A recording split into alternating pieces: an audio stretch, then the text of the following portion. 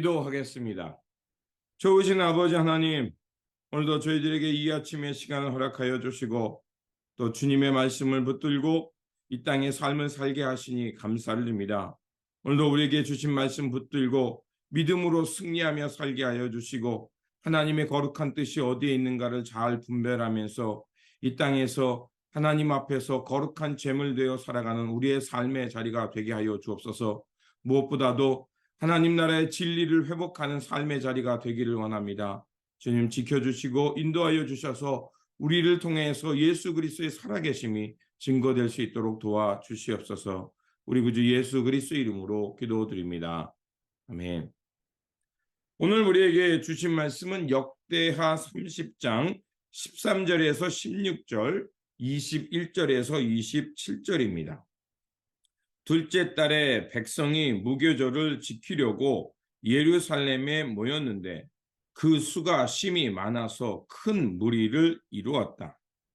그들은 먼저 예루살렘 도성에 있는 희생 제사를 지내던 제단들과 향을 피우던 분향단들을 모두 뜯어내어 기드론 냇가에 가져다 버렸다. 둘째 달 열 나흘날에 사람들이 유월절 양을 잡았다. 미처 부정을 벗지 못하여 부끄러워하던 제사장들과 레위 사람들은 부정을 씻는 예식을 한 다음에 번제물을 주님의 성전으로 가져왔다. 그들은 하나님의 사람 모세의 율법에 기록된 대로 규례를 따라서 각자의 위치에 섰다. 제사장들은 레위 사람들이 건네준 피를 받아 뿌렸다. 예루살렘에 모인 이스라엘 자손은 크게 기뻐하면서 이래 동안 무교절을 지켰고 그 기간에 레위 사람들과 제사장들은 날마다 주님을 찬양하며 웅장한 소리를 내는 악기로 주님을 찬양하였다. 시스기야는 모든 레위 사람이 주님을 섬기는 일을 능숙하게 하는 것을 보고 그들을 격려하여 주었다. 이렇게 이래 동안 주 조상의 하나님을 찬송하며 제사를 드린 다음에 온 회중은 다시 이래 동안의 절기를 지키기로 결정하고 이래 동안 절기를 즐겁게 지켰다. 유다의 히스기야 왕은 수송아지 1000마리와 양 7000마리를 회중에게 주고 대신들은 수송아지 1000마리와 양 10,000마리를 회중에게 주었다.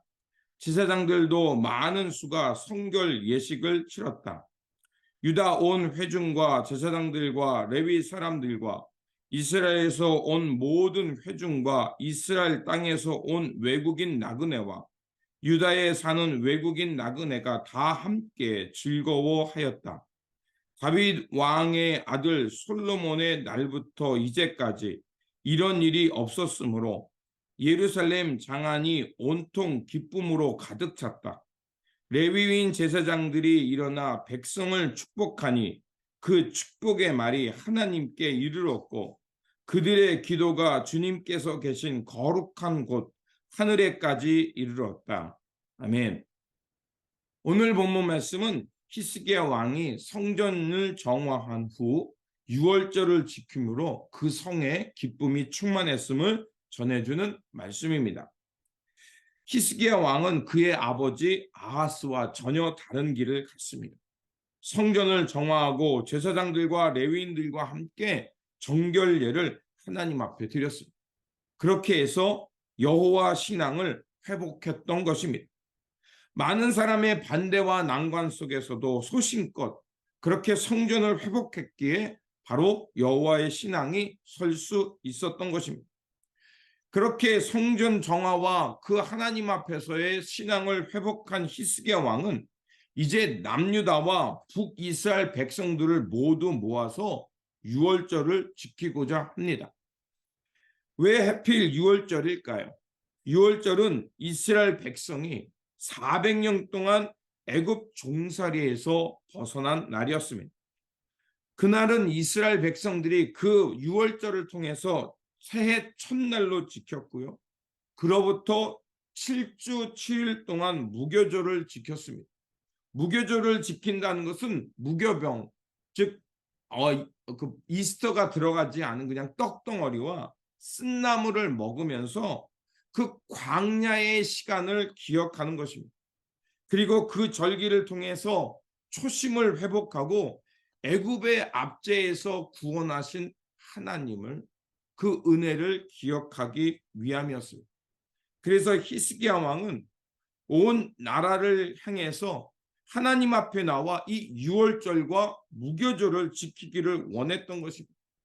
그래서 남유다뿐만이 아니라 북이스라엘에 있는 자신의 동포들도 그 초청해서 함께 이 절기를 지키고 싶어 했던 겁니다. 그러면 왜 하필 북쪽에 있는 이스라엘, 그 원수지였고 그렇게 오랫동안 싸웠던 북이스라엘 사람들을 왜 초청할까요? 이 히스기야 왕 때는 이미 북이스라엘은 아수르에 의해 멸망당했던 때입니다. 민족이 나라를 잃어버리면 어떻게 됩니까? 백성들은 뿔뿔이 흩어져 난민으로 살아갈 수밖에 없었고 떠돌이야 살 수밖에 없었던 것입니다. 그랬기에 히스기야 왕은 그 나라를 잃어버리고 흩어졌던 그 이스라엘 백성 자신들의 동포들을 불러다가 하나님 앞에서 다시 한번 유월절을 지키며 그 여호와 신앙을 회복하고자 했던 것입니다. 그래서 1절은 이렇게 말합니다. 히스기야는 온 이스라엘과 유다의 정가를 보내어 에브라임과 므낫세에 각각 특별히 편지를 보내서 예루살렘에 있는 주님의 성전에서 이스라엘의 하나님이신 주님을 기리며 유월절을 지키도록 오라고 초청하였다라고 이렇게 본문은 시작됩니다. 이렇게 히스기야 왕은 파발꾼을 각 성읍에 보내서 유월절 예배에 동참하기를 호소합니다. 그리고 그 호소에 각각의 반응이 10절에서 12절에 나옵니다. 10절에 보니까 그 파발꾼들이 에브라임과 므낫세 지방의 각 성읍에 가서 또 멀리 스불론까지 가서 사람들에게 이 유월절 예배에 함께 참여하기를 동요했습니다. 그런데 사람들의 반응은 어떠냐? 비웃고 놀려대기까지 했다고 말합니다. 그런데 그 중에서도 겸손하게 그 예배에 참석한 사람들도 있었습니다. 바로 아셀, 므낫세, 스불론 사람들 가운데 몇은 겸손하게 예루살렘에 와서 그 예배에 참여합니다. 이런 일이 가능할 수 있었던 것은 12절에 이렇게 말합니다. 하나님이 또한 유다에서 역사하셔서 왕과 대신들이 주님의 말씀대로 전한 그 명령을 유다 사람들이 한 마음으로 따르도록 감동시켰다. 하나님의 영이 충만하니까 그 성령의 충만한 가운데 감동받아서 이런 일들을 행하게 했던 것입니다. 그렇다면 그 예배에 참여라는 그 초청에 왜 사람들이 비웃고 놀려대기까지 했을까요? 왜냐하면 무려 200년이라는 시간 동안 하나님을 외면했고 우상을 섬겼기에 예배 드리는 것, 여호와 하나님을 경외하며 살아가는 삶을 잃어버렸기 때문에 그런 것입니다. 그런데 이렇게 함께 유월절 예배를 드리는데 문제가 생겨버렸습니다.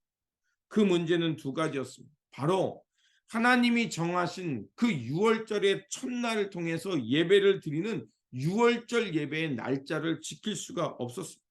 왜냐하면 이미 성전을 정결케 하고 제사장들을 성결케 하고 또 성전 기물을 성결케 하는데 이미 16이라는 날짜를 써버렸습니다. 그러니까 첫날 첫 해에 드려야 되는데 그러지 못했던 거죠. 그래서 온 백성이 모여서 한 달을 연기해서 그날부터 하나님 앞에 유월절 예배를 드리자고 합니다. 그때 백성들이 다 감동을 받아서 그날 예배, 유월절 예배를 드리자고 합니다. 자, 그럴 수 있었던 것은 무엇 때문일까요? 바로 하나님을 그만큼 사랑하는 마음이 온 백성 가운데 가득했다는 겁니다. 하나님을 사랑하는 마음이 있자 그들이 그 유월절 새해 첫날 첫 시간에 드려야 되지만 그러지 못했지만 그래도 다음 달로 연기해서 유월절 예배를 드리려고 했던 겁니다. 또한 문제가 있었죠. 유월절 예배를 드리는 가운데 문제가 있었죠. 유월절 제물을 먹으려면 하나님 앞에 먼저 와서 성결례, 하나님 앞에서 거룩한 백성으로 속죄제도 드려야 됐고, 그리고 하나님 앞에 이렇게 거룩한 백성으로 거듭나서 그 유월절 예물을 먹고 하나님의 백성으로 살아가야 되는데, 앞에서 말씀드린 대로 북이스라엘의 백성들은 어때요? 그 시간이 없었고 하나님 앞에서 정결례를 하지 못하고 그만 유월절에 그 제물을 먹었던 겁니다. 자, 문제가 생겼죠. 율법을 어겼고, 그리고 그들은 알잖아요. 율법을 어겨서 얼마나 뼈저린 고통을 겪었는지 알잖아요. 그러니까 이 문제를 히스기야 왕에게 가져옵니다. 지금 우리의 동포 중에 저 북이스라엘 남밀로 살던 사람들, 여호와를 경외하는 것을 잃어버린 이들이 정결례를 하지도 않고 유월절 예물을 먹었습니다. 어떻게 할까요? 그때 히스기야가 그 문제를 가지고 하나님 앞에 나아갑니다. 하나님, 우리가 어리석어서, 우리가 연약해서 하나님의 말씀을 제대로 지키지 못하고 이렇게 부정한 일을 행했습니다. 하나님, 주님의 자비하심은 우리를 용서하시고 다시 한번 우리를 받아주십시오. 기도합니다. 그때 30장 20절에 이렇게 말하면, 주님께서 히스기야의 기도를 들으시고 백성의 아픈 마음을 고쳐주셨다. 그들이 말씀을 어긴 것을 아파했다는 것. 그리고 스스로 해결할 수 없으니까 하나님의 자비와 용서를 구하며 나아갔던 겁니다. 바로 그것입니다.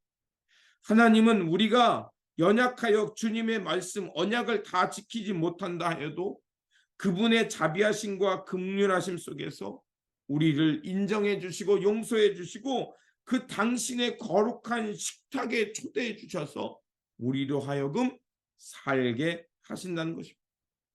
이것이 예배의 본질입니다. 예배를 통해 자신의 연약함을 하나님 앞에 아뢰일 뿐만 아니라 하나님의 자비하심 속에서 용서받아서 다시 하나님의 사람으로 회복되어서 하나님의 영광을 향해 살아가는 것, 그것이 예배의 본질이요 유월절을 지키고자 했던 남유다 백성의 본심이었던 것입니다.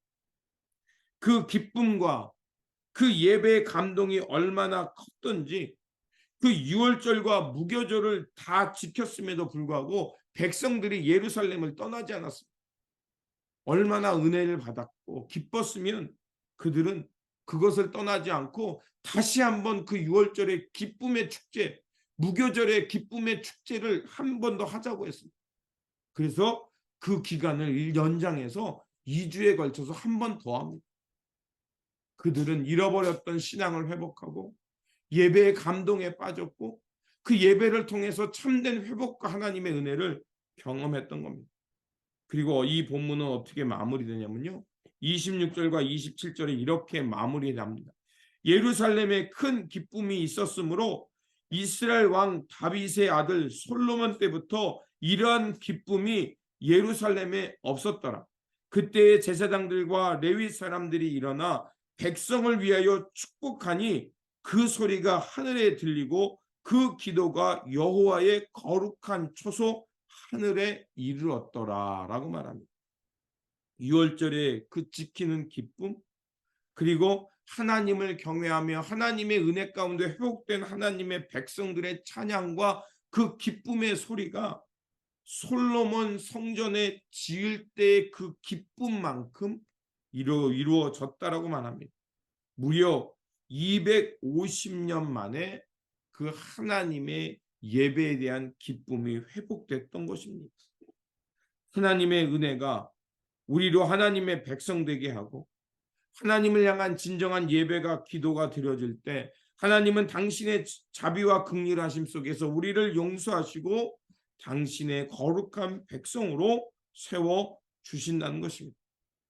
히스기야는 하나님 앞에서 참된 예배를 회복시킴으로 진정한 부흥의 역사를 일으켰습니다.